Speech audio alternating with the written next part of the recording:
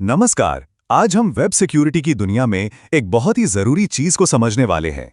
चलिए शुरुआत एक बहुत ही मजेदार एनालॉजी से करते हैं। अगर ये समझ आ गया तो समझ लीजिए आगे सब कुछ साफ हो जाएगा। तो हमारे इस बाउंसर का ऑफिशियल नाम है कॉर्स, यानी कि क्रॉस ओरिजिन रिसोर्स शेयरिंग। आप इसे एक सिस्टम की तरह सोच सकते हैं, एक नियम किताब जो ये तय करती है कि कौन सी वेबसाइट आपके सर्वर से बात कर सकती है और कौन सी नहीं। बहुत जरूरी चीज है ये। सवाल ये है कि आखिर वेब को ऐसे किसी बाउंसर की जरूरत पड़ी ही क्यों? चलिए इस सवाल की तह तक चलते हैं। देखिए, बात यह है कि ब्राउज़र्स में पहले से ही एक बहुत सख्त नियम होता है। इसे कहते हैं सेम ओरिजिन पॉलिसी। अब इसका मतलब क्या है? सीधा सा मतलब है कि कोई वेबसाइट, मान लीजिए myapp.com, सिर्फ और सिर्फ myapp.com से ही डेटा मांग सकती है, किसी दूसरे बाहरी डोमेन से नहीं। एक तरह से ये एक डिजिटल मोहल्ला है जहां आप अपने घर से बाहर किसी और के घर में ताक झांक नहीं कर सकते। तो आखिर ये पॉलिसी है क्यों? यहां देखिए, बाईं तरफ है एक खतरनाक वेबसाइट जो किसी दूसरे ऐप से डेटा उड़ाने की फिराक में है, और दाएं तरफ वो है आपकी एपीआई जहां सारी जरूरी जानकारी पड़ी है। अब ये जो सेम ओरिजिन पॉलिसी है ना, वो इन दोनों के बीच एक मजबूत दीवार बन जाती है।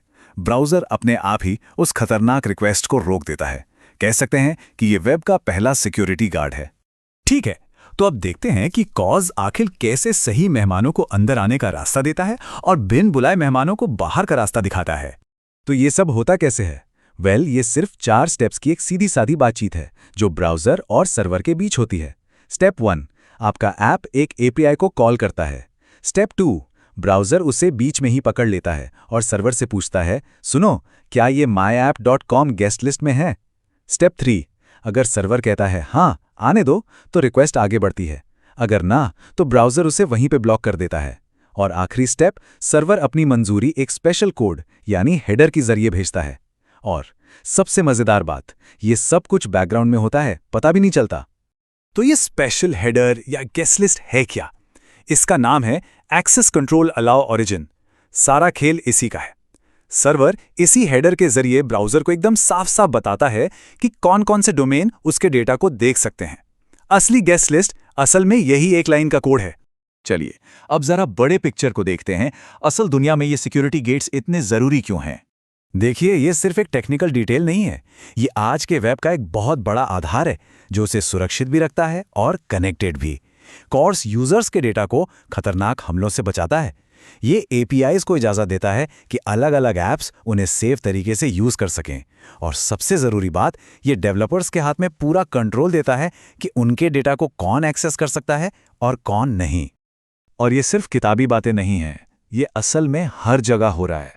सोचिए, कोई वेदर ऐप है जो मौसम की जानकारी किसी पब्लिक एपीआई से उठा रहा है, या कोई बिजनेस डैशबोर्ड है जो डेटा के लिए किसी दूसरी एनालिटिक्स एपीआई से बात कर रहा है, या फिर कई अलग अलग वेबसाइट्स हैं जो एक ही बैकएंड से जुड़ी हुई हैं। इन सभी को मुमकिन और सुरक्षित बनाने के पीछे कोर्स का ही हाथ है। अब बात करते हैं डेवलपर्स की। उनके लिए इस बाउंसर को सही तरीके से इस्तेमाल करना बहुत जरूरी है। तो चलिए क्लब के कुछ मुख्य नियम जानते हैं। सबसे पहला और सबसे सुनहरा नियम, अपनी गेस्ट लिस्ट और लेकर एकदम स्पेसिफिक रहें। मतलब सिर्फ उन्हीं डोमेन्स को एंट्री दें जिन पर आपको 100% भरोसा है। ये देखिए, ये है सही तरीका। यहां आप ब्राउज़र को साफ साफ बता रहे हैं कि सिर्फ और सिर्फ https myapp.com से आने वाली रिक्वेस्ट को ही अंदर आने देना। ये बिल्कुल वैसा ही है जैसे आप अपने बाउंसर को एक छोटी और पक्की गेस्ट लिस्ट थमा देते हैं।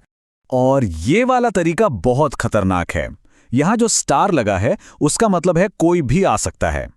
ये तो ऐसा हुआ कि आपने बाउंसर को नौकरी से निकाल दिया और क्लब का दरवाजा सबके लिए खोल दिया। ये एक बहुत बड़ा सिक्योरिटी रिस्क है, इससे हमेशा बचना चाहिए। इसके अलावा कुछ और जरूरी बातें भी हैं। पहली, कभी भी सेंसिटिव डेटा को पब्लिक एपीआई पर मत डालिए। दूसरी, एक खास चीज होती है जिसे प्री फ्लाइट रिक्वेस्ट कहते हैं। कुछ कॉम्प्लेक्स रिक्वेस्ट भेजने से पहले ब्राउज़र एक छोटा सा ऑप्शंस रिक्वेस्ट भेजकर सर्वर से परमिशन मांगता है कि क्या मैं असली रिक्वेस्ट भेजूं। आपके सर्वर को इस सवाल का जवाब देने के लिए तैयार होना चाहिए।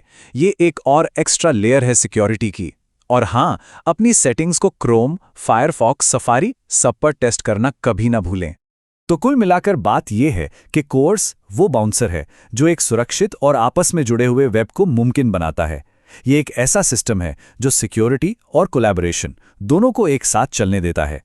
कॉज आपकी एपीआई का बाउंसर तो है, पर एक सवाल है, इस बाउंसर को कौन चेक करता है? ये सिक्योरिटी की एक बहुत बुनियादी और ज़रूरी लेयर है, लेकिन ऑनलाइन डेटा को सेफ रखने की बड़ी पिक्चर का ये सिर्फ एक छोटा सा हिस्सा है। तो सोचने वाली बात है कि इसके आगे सुरक्षा की और कौन-कौन सी परतें हैं।